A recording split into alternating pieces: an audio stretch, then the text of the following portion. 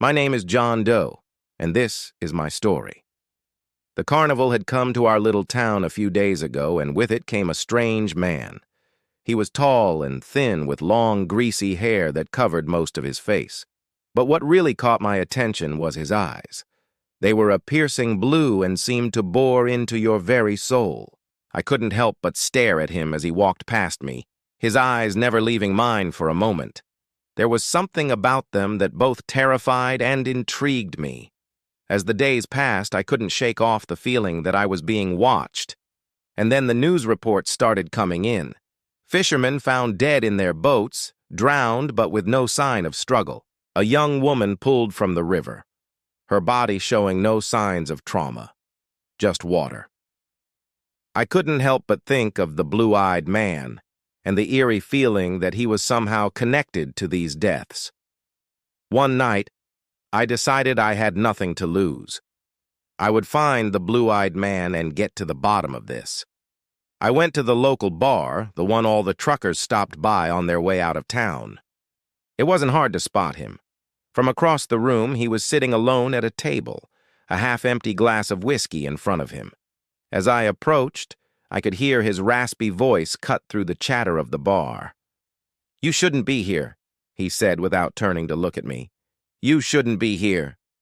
His words sent a chill down my spine, but I couldn't help but lean in closer. "Why not?" I asked, trying to keep my voice steady. "Why not?" The blue-eyed man finally turned to face me, and I saw that his eyes were even more intense up close.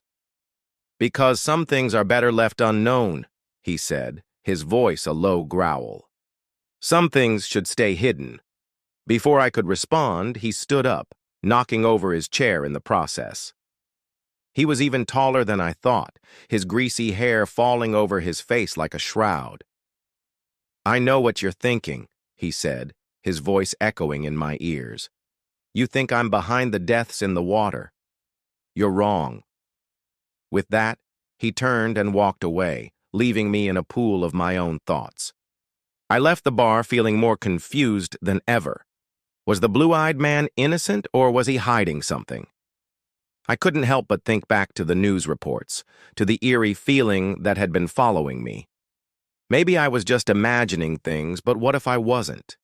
Days turned into weeks, and the blue-eyed man became a fixture in my thoughts. I couldn't let go of the feeling that something was wrong. Then one day I saw it, a headline in the local paper that read, "Boil water advisory lifted." The blue-eyed man had been gone for weeks. In fact, he'd left town the day the boil water advisory had been put in place. Could there be a connection? I rushed to the river, hoping to find answers. As I neared the water's edge, I saw it, a small boat bobbing gently on the surface. And in the middle of the boat, a tall, thin figure with long, greasy hair. It was the blue-eyed man. Relief washed over me as I realized he was alone. But that relief quickly turned to terror as I saw a wicked smile spread across his face. "You found me," he said, his voice like a snake's hiss. "But now it's too late." With a flick of his wrist, the water around me began to rise, pulling me toward the river. I screamed as the water closed over my head, dragging me down into the murky depths. When I finally resurfaced, I was in the river, lying on the bank, gasping for air. The blue-eyed man was nowhere to be seen. I struggled to my feet, my heart pounding in my chest. That was when I noticed the small crowd of people standing at the edge of the river, staring at me. "He's gone," I said, my voice hoarse. "The blue-eyed man, he's gone." But as I looked out at the river, I knew that wasn't true. I could feel his eyes boring into me, and I knew he was watching me from somewhere waiting for his next move. The game was on, and I was his prey.